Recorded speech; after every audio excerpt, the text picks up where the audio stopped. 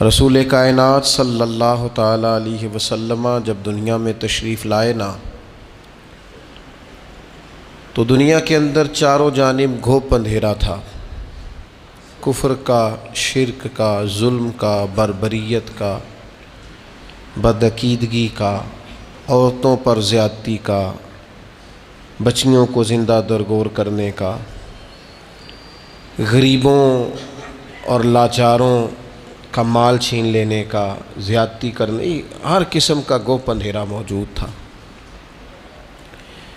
نبی اکرم صلی اللہ تعالیٰ علیہ وسلم کی تشریف آوری کے بعد حضور کی عمر مبارک جب 40 سال کی ہوئی تو اللہ تعالیٰ نے پہلی وحی نازل فرمائی۔ اب اس پہلی وحی کے اندر چونکہ بہت سارے اندھیرے تھے، بہت ساری آزمائش تھی، سوال یہ تھا کہ سب سے پہلا حکم کیا آئے؟ سب سے پہلے توحید کی بات کی جائے، سب سے پہلے غریب کی بات کی جائے، سب سے پہلے عورتوں کے حقوق کی بات کی جائے، سب سے پہلی بات کیا کی جائے؟ لیکن قربان جائیں، جب پہلی وحی نازل ہوئی ہے تو پہلی بات یہ کی گئی کہ اقرا، پڑھیے،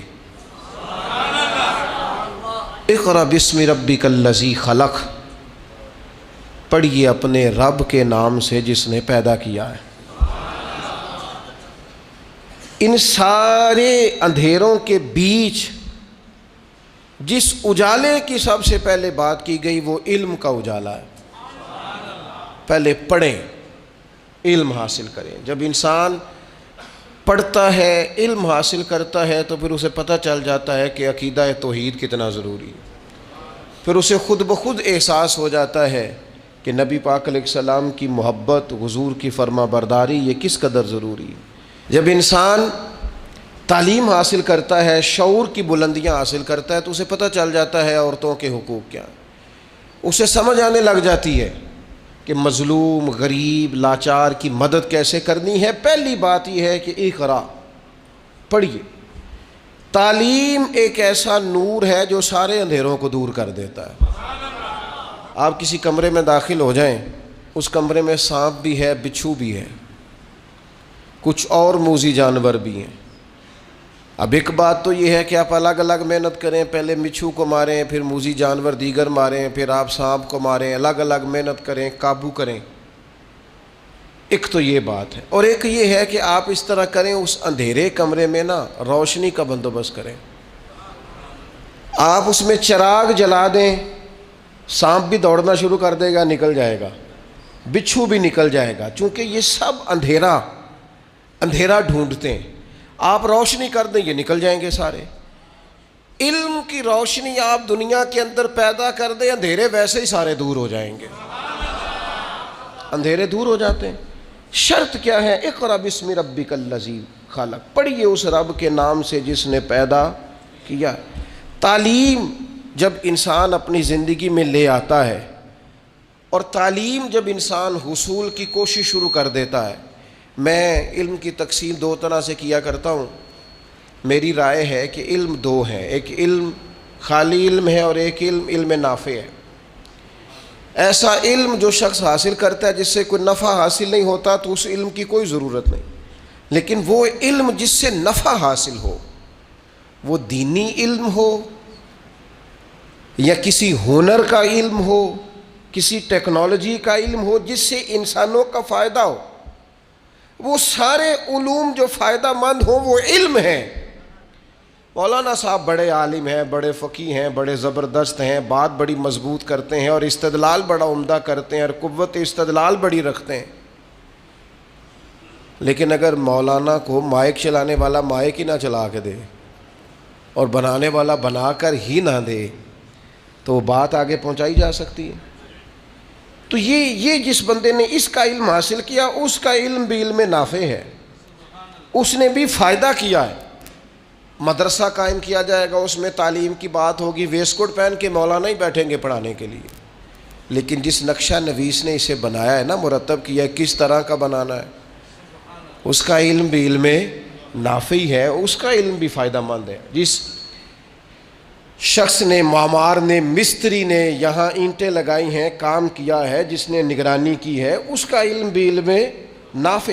ہم ایک دوسرے کی ضرورت کو محسوس کریں، اور جتنے بھی علوم لوگوں کے لیے فائدہ مند ہیں ان سب علوم کی اہمیت کا اقرار کریں، اور پھر دنیا کے اندر سفر کریں تاکہ مسلمانوں کی آنے والی نسل علوم والی ہو، علم و حکمت والی ہو۔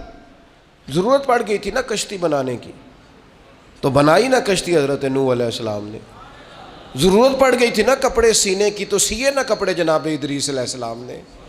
ضرورت پڑ گئی تھی نا، تو حضرت آدم علیہ السلام 1000 پیشہ جانتے تھے، 1000 زبانیں بولتے تھے۔ وَعَلَّمَ آدَمَ الْأَسْمَاءَ كُلَّهَا، رب فرماتے ہیں ہم نے آدم کو علم سکھایا ہے۔ لوگ تو کلی کا انکار کرتے ہیں، انہیں فرمایا کلہا، کل علم سکھائے جناب آدم علیہ السلام۔ حضرت آدم کی جو فضیلت ہے وہ بھی علم کی وجہ سے۔ علم کا حصول اور علم کی طرف اسلام کبھی بھی علم اور تحقیق سے عداوت نہیں رکھتا۔ اسلام کہتا ہے بار بار قرآن میں تدبر کرو، غور کرو، فکر کرو، معنی اخذ کرو۔ امام محمد رحمۃ اللہ علیہ ساری رات بستر پہ لیٹے رہے، ان کا شاگرد ساری رات قریب نفل پڑھتا رہا۔ کہتا ہے امام صاحب سویرے اٹھے، وضو بھی نہیں کیا، نماز کی نیت باندھ لی، اور میں اللہ اللہ کرتا رہا، اور دل میں ہلکا سا خیال بھی آیا تھا کہ جناب دیکھو میں نیک آدمی ہوں، میں نے اتنی عبادت کی اور امام صاحب سوئے ہوئے ہیں۔ فرماتے ہیں صبح جب وہ بیدار ہوئے اور بغیر وضو کے مصلی پہ کھڑا ہو گئے تو اب مجھے تشویش ہوئی۔ میں نے کہا حضور آپ سوئے نہیں؟ فرمایا نہیں۔ کہا حضور ساری رات باوضو لیٹے رہے؟ فرمایا ہاں۔ کہا حضور کیا کرتے رہے؟ فرمایا تم اپنے لیے کام کرتے رہے، میں نبی پاک کی امت کے لیے کام کرتا رہا۔ میں نے قرآن و حدیث سے 100 مسئلہ تدبر کر کے، غور کر کے عرض کیا، 100 مسئلہ نکالا میں نے۔ اس مسئلے میں امت کو کیا ضرورت ہے، اس میں امت کو کیا ضرورت ہے، اس سے کون کون سے مسائل لفظ ہوتے ہیں، 100 مسئلہ میں نے نکالا ہے۔ اس لیے نبی پاک علیہ السلام نے فرمایا عالم کی فضیلت عابد پر اس طرح ہے جس طرح میری فضیلت تم میں سے کسی چھوٹے پر ہے۔ علم کو حضور نے درجہ عطا کیا، نبی پاک علیہ السلام نے درجہ دیا، قرآن مجید نے کہا قُلْ هَلْ يَسْتَوِي الَّذِينَ يَعْلَمُونَ وَالَّذِينَ لَا يَعْلَمُونَ، اے محبوب آپ ان سے فرما دیں کیا علم والے اور علم نہ رکھنے والے برابر ہو سکتے ہیں؟ یہ کبھی بھی برابر ہے۔ علم کی حوصلہ افزائی، تعلیم کی حوصلہ افزائی۔ آج مسلمانوں کا مسئلہ یہ ہے کہ مسلمان فروغ علم پر کردار نہیں ادا کرتے، ادارے نہیں قائم کیے جاتے، تعلیمی بنیادوں کو مضبوط نہیں کیا جاتا۔ ہم غریب کی مدد کرنا چاہتے ہیں، بھوکے کو کھانا کھلانا چاہتے ہیں، کمزور کو کپڑے پہنانا چاہتے ہیں، لیکن جو اس کی اصل مدد ہے وہ کیا ہے؟ وہ اصل مدد تو یہ ہے کہ آپ اسے علم سکھائیں، اسے ہنر سکھائیں۔ پہلے 1 آدھ 2 4 لوگ تھے کھانا کھلانے والے، پھر کھانا کھلانے والے سینکڑوں ہوئے تو کھانے والے بھی ہزاروں ہو گئے۔ لیکن اگر ان لوگوں کو ہنر مند کیا جائے، تعلیم کا شعور دیا جائے، صرف روٹی کھلانا ہی صدقہ نہیں، غریب کو پیسے دینا ہی صدقہ نہیں۔ ابن ماجہ میں حدیث ہے، نبی پاک علیہ السلام نے فرمایا سب سے افضل صدقہ یہ ہے کہ بندہ علم سیکھے اور پھر دوسروں کو سکھائے۔ یہ افضل ترین صدقہ ہے، یہ بھی صدقہ کریں۔ تعلیمی اداروں کے قیام میں اپنا کردار ادا کریں، تعلیم کی مضبوطی میں اپنا کردار ادا کریں، تعلیمی بنیادوں کو طاقتور کرنے میں اپنا کردار ادا کریں۔ فروغ علم کی مضبوطی یہ امت کی مضبوطی ہے۔ پھر وہی بات، اگر علم آ جائے نا، اگر تعلیم کے ساتھ تربیت حاصل ہو جائے نا، اگر فہم و فراست حاصل ہو جائے نا، اگر وہ شعوری بلندی جو ایک مہذب قوم کا حصہ ہوتی ہے وہ اگر آ جائے نا، تو کوئی شخص بھی کوئی بھی لبادہ اوڑھ کے آ جائے فرق نہیں پڑتا۔ یہ جو علم ہوتا ہے نا یہ انسان کو بااعتماد کرتا ہے۔ آپ کے پاس حضرت شیخ الاسلام خواجہ قمر الدین سیالوی رحمۃ اللہ علیہ کے پاس ایک شخص آیا، چونکہ عالم تھے، اس نے آ کے کہا امام اعظم کی بات نہیں ماننی چاہیے۔ تو کچھ لوگوں کو کسی کا اعتراض سن کے غصہ آتا ہے، کچھ کو ہنسی آتی ہے کہ ہر بیچارہ دیکھو کیا کہہ رہا ہے، اس کا شعور دیکھو۔ عالم تھے نا، علم ٹھہراؤ پیدا کرتا ہے، بردباری لاتا ہے۔ فرمانے لگے کیا کہا تم نے؟ کہنے لگا جی امام صاحب کی بات نہیں ماننی چاہیے. تو خواجہ صاحب فرمانے لگے تیری یہ والی بات مان لوں؟ وہ چپ کر گیا. کہنے لگا جی آپ کیا کہہ رہے ہیں؟ فرمانے لگے تو مجھے یہ کہہ رہا نا کہ امام صاحب کی نہ مانو میری مانو، یعنی تیری مان لوں اور جنہوں نے رسول کریم کے صحابہ کی صحبت اٹھائی ہے ان کی بات نہ مانوں. یہ کب ہوتا ہے؟ جب آپ کے پاس آج علمی پسماندگی بہت زیادہ ہے. اس کی کچھ وجوہات ہیں. سب سے پہلا تو جو ہمارا غریب طبقہ ہے وہ کہتا ہے جی چھوڑیں جی پڑھ کے کیا کرنا ہے، کوئی 4 پیسے کمائے، کسی کا میز صاف کرے، کسی کو چائے لا کے دے، کوئی موٹر سائیکلوں کا کام سیکھ لے، پڑھ کے کیا کرنا ہے. یاد رکھنا تعلیم انسان کو طاقتور کر دیتی ہے. یہ جس کو آج آپ نے 200 روپے دہاڑی پہ بھیجا ہے نا، اس کو آپ تعلیم دیں. رب بڑا کریم ہے. امام شافعی فرمایا کرتے تھے علم آ جائے تو پیسہ تو پیچھے پیچھے آنا شروع ہو جاتا ہے.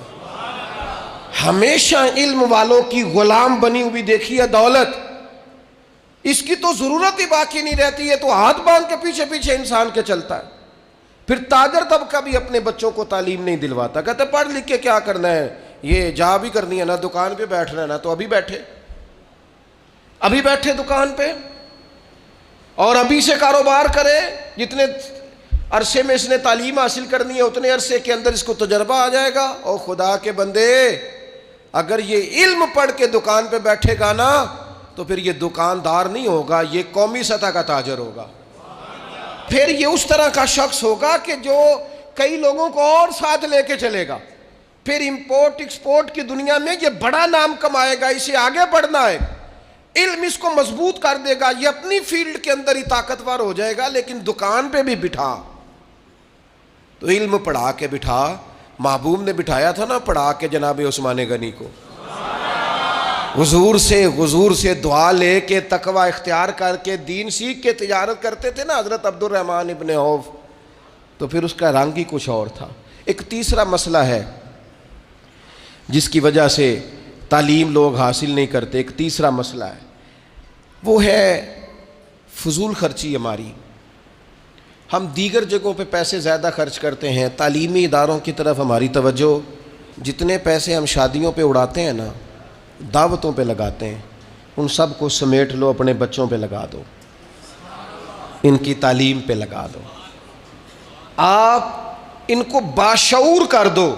ایک عربی شاعر کا مقولہ ہے، اس نے کہا تھا یتیم وہ نہیں ہوتا جس کا ماں باپ نہیں ہوتا، یتیم تو وہ بچے ہوتے ہیں جن کو کوئی تعلیم و تربیت نہیں دیتا. وہ یتیم ہوتے ہیں بچے جن کو کوئی تعلیم نہیں دلواتا، کوئی تربیت نہیں کرتا، وہ یتیم رہ جاتے ہیں. وہ لاوارث ہیں بنیادی طور پر، اس لیے کہ کسی نے بندوبست ہی نہیں کیا. موٹر سائیکل لے کے دیا، تو نے کتاب کیوں نہیں لے کے دی؟ تو نے اسے مہنگی گھڑی پہنائی ہے، تو نے اسے تفسیر کیوں نہیں لے کے دی؟ تو نے اسے مہنگا موبائل تھمایا ہے، تو نے اس کے ہاتھ میں رسول اللہ کے دین کی کتاب کیوں نہیں تھمائی؟ ہم نے فضول خرچیاں کی، ادھر کی ادھر کی، یہاں کی وہاں کی، لیکن اپنے بچوں کی تعلیم پر ہم نے خرچ تھوڑا کھائیں، سادہ کھائیں، سادہ لباس پہنیں، لیکن سرمایہ بچوں کی تعلیم پر لگائیں. اور میں ہمارے ہاں آج کل محفلیں ہوتی ہیں، آپ محفل کرانے والے سے کہیں اللہ خیر کرے، اس کے پاس 10 لاکھ بھی ہے، ایتھے بھی جلسہ کرنا ہے، اوتے بھی جلسہ کرنا ہے. اسے کہیں مدرسے پہ پیسے خرچ کرنے ہیں، کہتے دیاں گے تو 50,000 زکوٰۃ دا عیدوں بعد. کیا مطلب؟ اب میں تو تھک گیا ہوں اس کام سے. میں کہتا ہوں جلسے تو وہ تو مطلب محفلیں تو وہ ہو رہی ہیں اور ہوتی رہیں گی، لیکن یہ عجیب بات ہے نا کہ جلسوں پہ جانے والے مولوی نعت خواں پیر وہ امیر ہوتے جا رہے ہیں اور مدرسے غریب ہوتے جا رہے ہیں. سارا کچھ ہو رہا ہے لیکن ہم وہ کام کرنے کو تیار نہیں جو اصل کام ہے، جس سے روح انقلاب برپا ہوگی. اس طرف ہماری توجہ نہیں.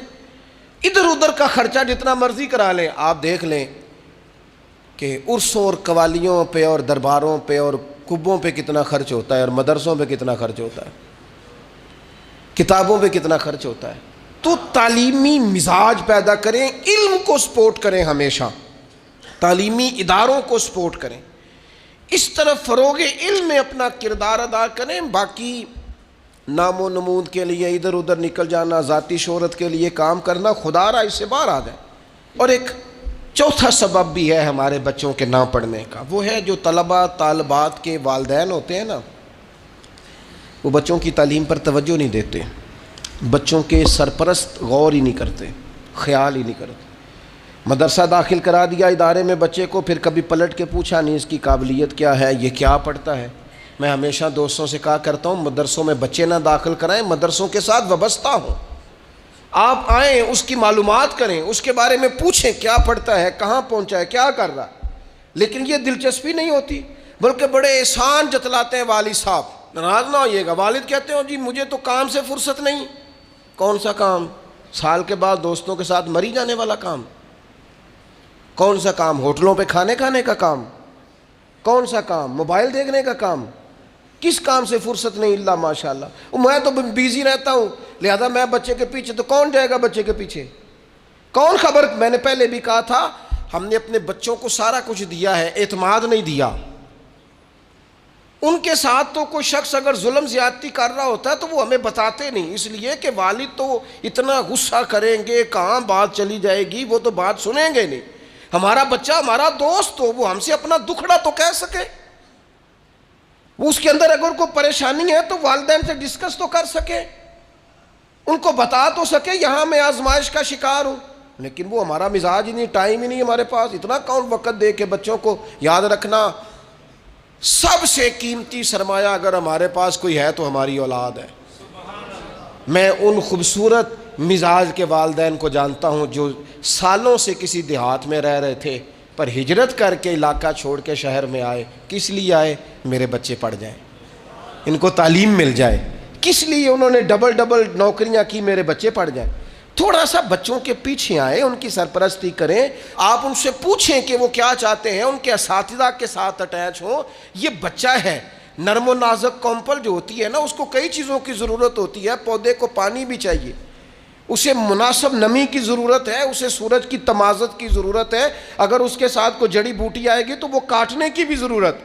یہ ساری ضروریات بنیں گی تو پودا بڑا ہوگا۔ ہم یہ کام ہی نہیں کرتے، بچوں کی سرپرستی نہیں کی جاتی۔ اور ایک پانچواں سبب ہے تعلیم کے عام نہ ہونے کا، وہ یہ ہے کہ تعلیم بکتی ہے، تعلیم کی تجارت ہوتی ہے، یکساں نصاب تعلیم نہیں، یکساں معیار تعلیم نہیں ہے۔ تین چیزیں ایسی ہوتی ہیں جو کسی قوم میں کبھی نہیں بکنی چاہیے۔ ایک قانون، ہر شخص کو اس کے دروازے پر انصاف ملے۔ ایک صحت، کوئی کمپرومائز نہیں، کبھی کسی کی صحت پر سودے بازی نہ کریں۔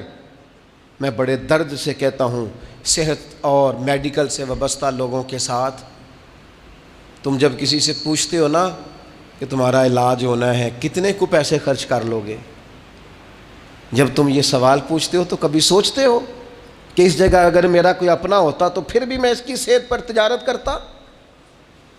سوال پوچھتے ہو کتنے کو پیسے آپ خرچ کر لیں گے؟ اماں جی کو بڑا ہے، کوئی گھر میں کماتا ہے، نہیں تو پھر میں آپ کو سرکاری ہاسپٹل کا ایڈریس لکھ دوں، آپ وہاں چلے جائیں۔ کچھ تو خیال کریں، کچھ تو سوچیں۔ صحت پر بھی کمائی کی جائے گی، قانون پر بھی اور تعلیم کو بھی بیچا جائے گا۔ وہ عالم، وہ واعظ، وہ خطیب جس نے الف با تا سا سے لے کر بخاری شریف تک مفت پڑھا ہے استادوں سے، اسے کو کہتا ہے تقریر کرانی ہے تو کہتا ہے 40,000 ہے تمہارے پاس، تو 40,000 دے کے پڑھا ہے؟ تو نے پیسے دیے ہیں پڑھائی کے؟ یہ مزاج ختم کریں، تعلیم کو کبھی نہ بیچیں۔ تعلیم جب تک اس بنیاد پر نہ ہو ہم نے خیر خواہی کرنی ہے۔ ہمارے استاد صاحب فرمایا کرتے تھے طلباء سے فرما برداری کا بھی لالچ پیدا نہ کرنا، اس بات کا بھی لالچ پیدا نہ کرنا کہ یہ تمہارے جوتے اٹھا کے تمہارے سامنے رکھیں گے، انہیں خالص اللہ کی رضا کے لیے پڑھانا، رب تمہارے دلوں میں نور پیدا فرما دے گا۔ تعلیم کو تجارت بنا لیا گیا ہے، مزاج نہیں ہے۔ اب جس کے پاس پیسے ہیں وہ مہنگے ادارے میں اپنے بچوں کو پڑھا لے، جس کے پاس نہیں ہے، سرکاری بلڈنگیں بڑی بڑی ہیں اسکولوں کالجوں کی، لیکن وہاں اگر معیار کو ٹھیک کیا جائے، وہاں اور یہ جتنے لوگ بعد میں بڑا کالج بناتے ہیں نا، یہ سارے سرکاری اسکول میں پڑھے ہوئے ہیں۔ یہ جو بعد میں کہتے ہیں نا کہ میں نے 4,000 روپیہ فیس لینی ہے پہلی کلاس کی، یہ خود 3 روپیہ مہینہ دیا کرتے تھے. یعنی یہ جو آج کہتے ہیں نا جی تمہاری داخلہ فیس جو ہے وہ جانی ہے تو فلاں کاغذ بننے ہیں تو 40,000 جمع کرا دو، اور باپ بیچارہ کہہ رہا ہے قسطیں نہیں ہو سکتی، 2-4 قسطیں نہیں ہو سکتی. ان کے اپنا داخلہ 419 روپے گیا تھا جب انہوں نے میٹرک کیا تھا. کیوں ہم بھول گئے اس وقت کو کہ جب ہمیں تعلیم کی ضرورت تھی تو کشادہ تھا ہمارے لیے مسئلہ، اور ہم نے لوگوں کے لیے تعلیم کو تجارت کبھی نہ بنائیں، تعلیمی مزاج پیدا کریں. ہاں یہ میں آپ کو صحیح بتاتا ہوں کہ جہاں تعلیم مفت ہوتی ہے نا وہاں کچھ قدر کم ہوتی ہے، لیکن اب اس کو دیکھ کر کیا ہم ان چیزوں کی تجارت شروع کر دیں گے جو چیزیں ٹھیک نہیں؟ تعلیم کے مزاج کے اندر سے تجارت کو ختم کیا جائے اور قومی سطح پر ختم کیا جائے. اور میں تعلیمی ادارے چلانے والوں سے کہوں گا خدا را اس کو قومی، ملی اور دینی فریضہ سمجھ کے سر انجام دو. تم ان طالب علموں کی خدمت تو کر کے دیکھو، اللہ تمہارے دل کو راحت کتنی عطا فرماتا ہے، اللہ تمہیں سکون کتنا دیتا ہے. تم ان کے لیے آسانیاں فراہم کرو، بندوبست کرو، کوشش کرو، وسائل جمع کرو، جد و جہد. یہ بڑا مشکل کام ہوتا ہے، بڑا مشکل کام ہوتا ہے کسی کو جا کے یہ کہنا کہ میرے مدرسے کے ساتھ تعاون کر، اور اپنی جو آپ کی پرسنالٹی ہے اس کو کمزور کرنا، اور کسی کو تعاون کس کے لیے کرانا؟ ادارے کے لیے. اپنی شخصیت کو تھوڑا سا کمزور کر کے، لیکن کام بڑا اونچا ہے، ڈیوٹی بڑی اونچی ہے. تو اپنے مزاج کے اندر، اور سب سے اہم اور ضروری بات ختم کرنے سے پہلے ہم خود سارے علمی ذوق پیدا کریں. ہماری اپنی طبیعت ہو کہ ہم نے علم سیکھنا ہے. جب ہم خود علمی ذوق پیدا کریں گے، مزاج علمی بنائیں گے، طبیعت علمی بنائیں گے، تو آپ یقین کریں کہ خود بخود علم پھیلے گا. نبی پاک صلی اللہ تعالیٰ علیہ وسلم کے کبار صحابہ جو تھے ان کا مزاج علمی تھا، ان کی طبیعت علمی تھی. حضرت سیدنا جابر ابن عبداللہ رضی اللہ تعالیٰ عنہ کو پتہ چلا، اب انہوں نے بھی حضور کے سامنے وقت گزارا تھا، ان کو پتہ چلا کہ مصر میں ایک صحابی ہیں حضرت عبداللہ بن انیس رضی اللہ تعالیٰ عنہ، ان کے پاس حضور کی ایک حدیث موجود ہے. تو حضرت جابر ابن عبداللہ نے نیا گھوڑا خریدا، اس پر آپ نے کجاوا ڈالا اور اسپیشل سفر طے کر کے نا تو مصر گئے. پہلے تو دروازے پہ دستک دی تو باہر جو آیا اسے جا کے کہنے لگے ان سے کہو جابر ابن عبداللہ ہیں مدینہ شریف سے. حضرت عبداللہ ابن انیس کو اندر جب خبر ملی وہ آیا تو فرمایا جاؤ جا کے دوبارہ پتہ کرو واقعی جابر بن عبداللہ میرے گھر آ گئے، جا کے پتہ کرو سماعت نے صحیح سنا ہے. تو باہر جا کے سنا، کہا جی وہ واقعی وہ دوڑے آئے، کہا جناب اتنی مہربانی. کہنے لگے مجھے کسی نے بتایا تھا کہ آپ کے پاس سرکار کا ایک فرمان ہے اور جو میں نے نہیں آج تک سنا، تو لہٰذا میں وہ حدیث سننے کے لیے مدینے سے آیا ہوں. انہوں نے کہا جناب آپ تشریف لائیں، بیٹھیں، چائے پانی کھانا آرام. کہنے لگے نہیں یار کھیتی باڑی کرنے والا ذمہ دار آدمی ہوں، ٹائم میرے پاس اتنا نہیں ہے، بس تو مجھے نہ میرے حضور کا وہ فرمان سنا. انہوں نے نبی پاک کی وہ بات سنائی، وہ پھر گھوڑے پہ بیٹھے اور مدینہ طیبہ تشریف لے گئے. آپ میری بات کو سمجھیں، یہ جب ہمارا مزاج ہوگا نا، یہ ہمارا مزاج ہوگا. ہمارے ہاں چونکہ جمعے والے دن مفت بیان ہوتا ہے، لہذا بیچارے خطیب صاحب کوئی ڈیمانڈ نہیں کر رہے ہوتے، صرف اتنا کہہ رہے ہوتے ہیں ٹائم پہ آ جایا کرو، کچھ نہیں، صرف ٹائم پہ. لیکن وہ ٹائم پہ کیا آنا ہوتا ہے، بعض مساجد میں نے دیکھا ہے جو آ جاتے ہیں وہ بڑے پریشان ہوتے ہیں، وہ بیچارے گھڑیاں دیکھ رہے ہوتے ہیں کہ مولانا صاحب آپ حدیثیں سنا رہے ہیں اور اتنا ٹائم آپ نے لگا دیا، میں تو مصروف بڑا ہوں. مطلب آپ کی روایتیں سناتے سناتے اگر 15 خبریں رہ گئی تو وہ تو پتہ نہیں ملک میں کیا ہو جائے گا. آپ کے خبریں سننے، دیکھنے، تبصرہ کرنے سے کوئی انقلاب آنے والا نہیں ہے. اپنی زندگی میں مزاج علمی بنائیں، ذوق علمی بنائیں، جو سیکھیں اسے یاد کریں، اسے لکھیں. لوگ آتے ہیں نا اکثر فرماتے ہیں، تو میں ان سے کہا کرتا ہوں کہ تقریریں ہم نے بڑی سن لی ہیں، اب تو انہیں یاد رکھیں، آگے پھیلائیں اور ان پر عمل کریں اور ان چیزوں کو جمع کریں. ایک کاغذ قلم ہونا چاہیے نا، جو بندہ سنے اسے لکھے، اس کے پاس اپنا لکھا ہوا ایک ذخیرہ بن جائے. تو علم کا مزاج پیدا کریں، علم کو سپورٹ کریں اور بالخصوص اپنے بچوں پر توجہ دیں.